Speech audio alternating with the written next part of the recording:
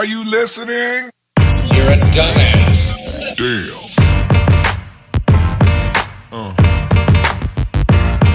Yeah.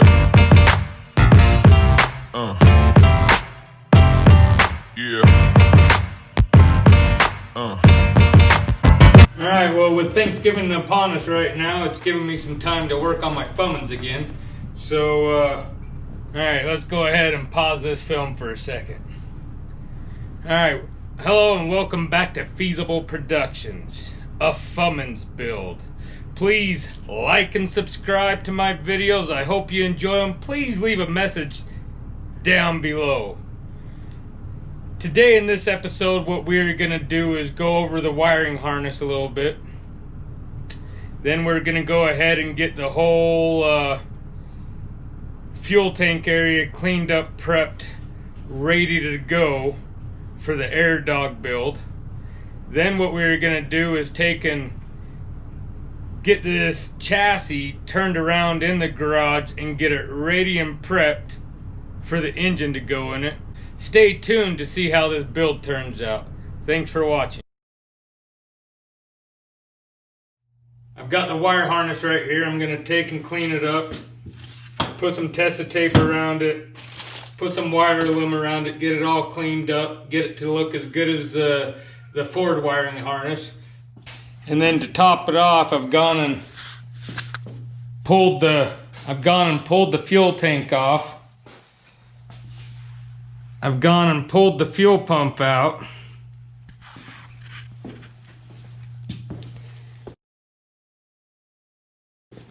So we've got it all sitting out here. And we've just got to go ahead and get this all cleaned up. But I'm not going to bore you with that. You guys have already seen me sandblast and paint stuff. So let's get it done. Alright, so we got the first coat on the fuel tank brackets. We've got the torch in here going, keeping it warm. Don't really worry about the little bit of rust that's left on there. The first coat kind of goes on a little thin looking. And then the next layer starts going blacker and blacker. The stuff adheres to rust. You just want to make sure you clean it the best you can. Alright, so we're just doing a little bouncing around today. Paint parts for the fuel tank to go back on, and now we're going to take and start concentrating on the wire harness to get it to look all nice. Alright, so here we go. We've got a assortment of wire loom, Tessa tape, and as we do this, we're going to be checking for any broken wires, correct it, and clean it up so we don't have any problems later on. I believe there is one wire I did not like in this, and then there's actually another wire that I've got to attach back on here that is broken. So this is known as Tessa tape. If I can figure out how to get into it. Now, Tessa tape is what helps keep all the weather off of it. And the heat. Keep them from getting frail. Now, this originally had Tessa tape on it, but I pulled it all off to look at the wires very closely. It's got a sticky side on one side. So we'll put the Tessa tape on, and then we'll take and put the wire loom over it, and it'll look like brand new. Now I'm not going to make you watch all this, so I'll just do little clips through this showing you it getting further and further.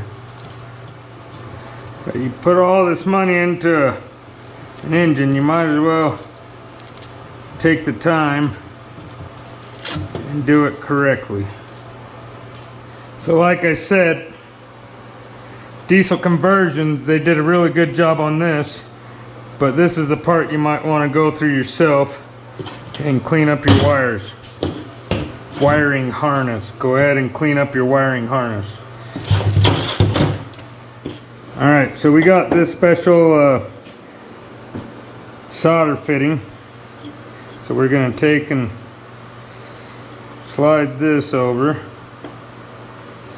And we're going to take and slide the fitting in.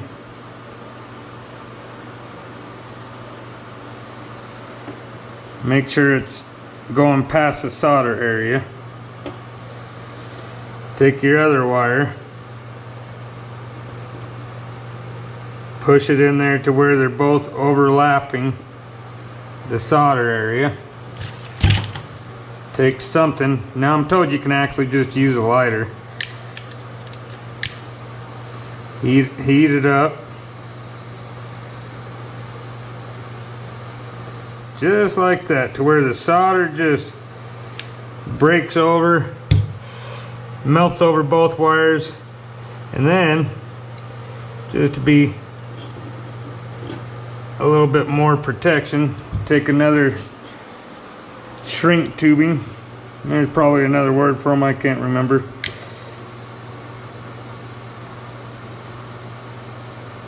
And shrink that right over both of them. Just keeps all the weather out of it.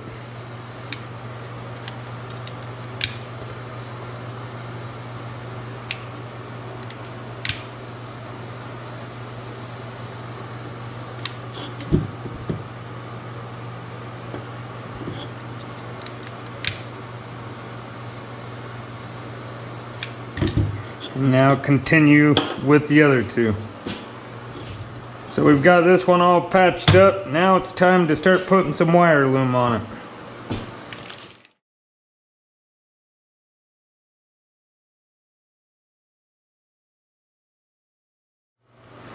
When you get the wire loom where you want to sit, just take some electrical tape and wrap it around it.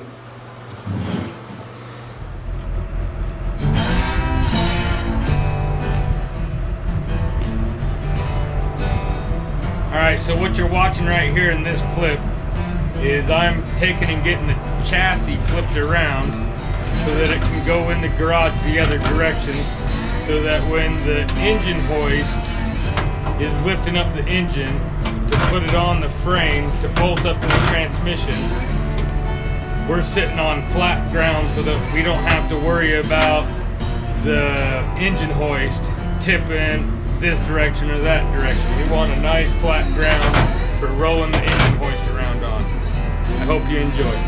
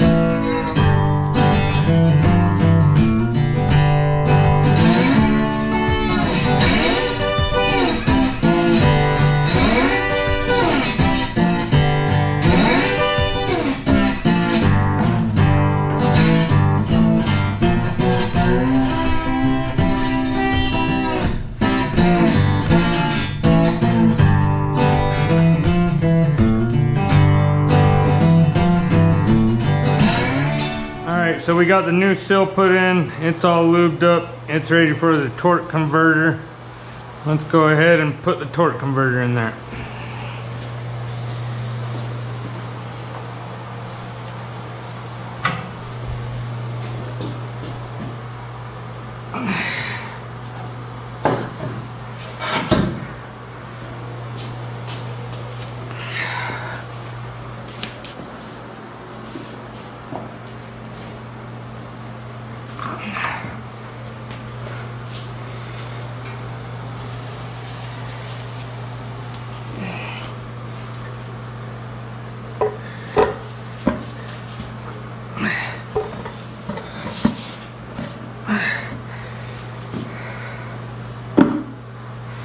Okay, so they say you should hear it click about 3 times.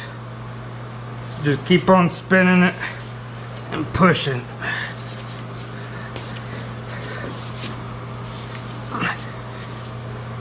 There's 1, 2, 3. Make sure you got it in all the way. There it goes.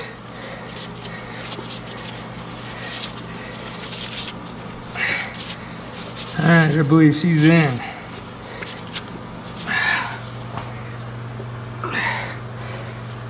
Keep on spinning it. Make sure she's in. She's in. Alright, so I did not get the footage of bolting the engine up to the transmission. When you got help, I guess sometimes you forget to set up the camera and start recording, so let me just take you through and show you the engine bolted up to the transmission. Alright, right there you can see it's all bolted up. You can see our fleece right there. Let's zoom on in. You can see how it nicely clears and it's able to work on there if you do a little bit of modification. As you can see, we got the motor mounts in there. Diesel conversion, they end up supplying the bolts, but they do not supply the nuts. So you want to make sure that you save all your other nuts when you take and tear apart your other engine, your 6.4, if that's what you're doing. That's what I did.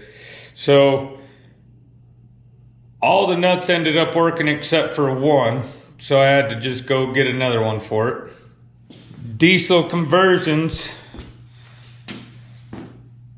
supplies the bolt to go around your bell housing, but I really didn't like it because some of them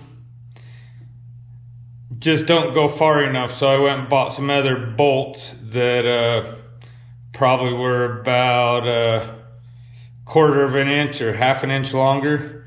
I bought 4, ended up putting 4 in, kind of strengthened it up a little bit more.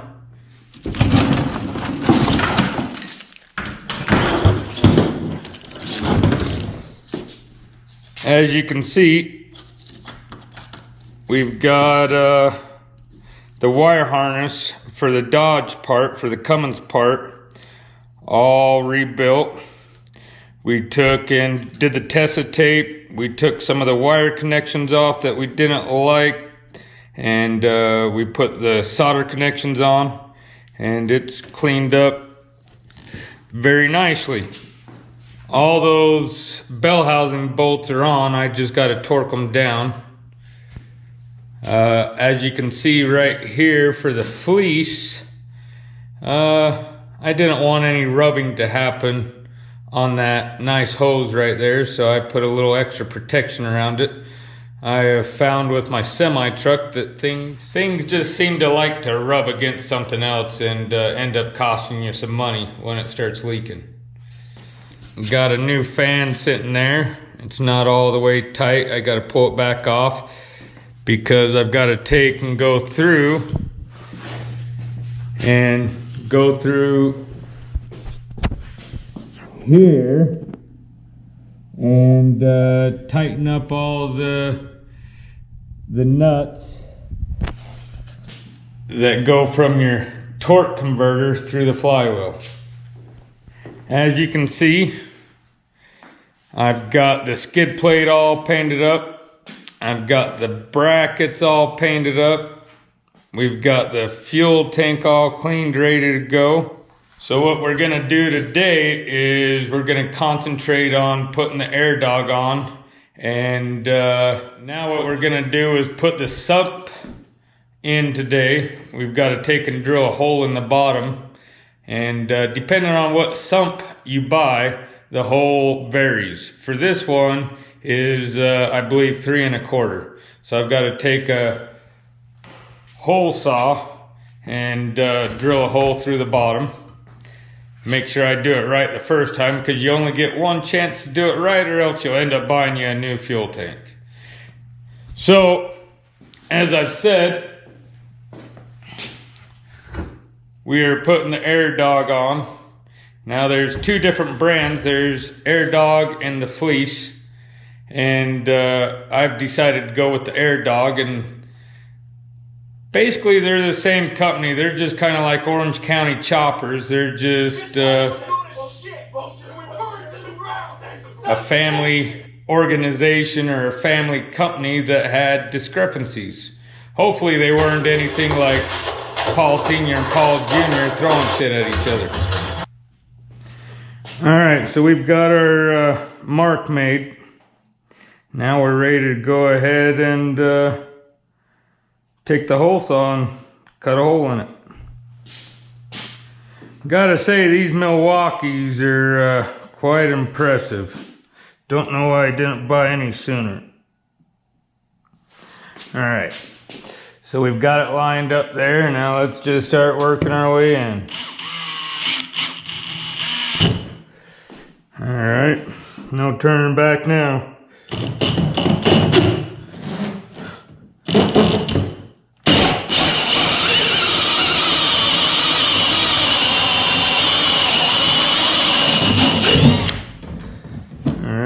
There's the hole. Let's go ahead and clean the hole up.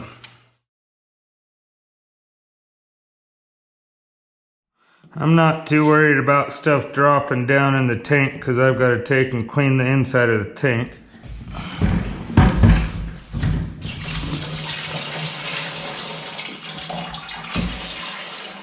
Pull out the old filter on there. I wonder if we can still use that. Where does that go? Because it wasn't sitting on it anymore. I'm guessing on that. There we go. So after you wash it out, just make sure you get all that moisture out of there. Now, one thing I wish I would have done, and I meant to do it, I wish this hole was over probably 1/4 inch more. I hope it doesn't screw me up. Alright, I guess this is a good place to stop the video for now, and I gotta go get some more editing done so that you can watch some more footage. Please like and subscribe, and I hope you enjoy watching my channel. Peace.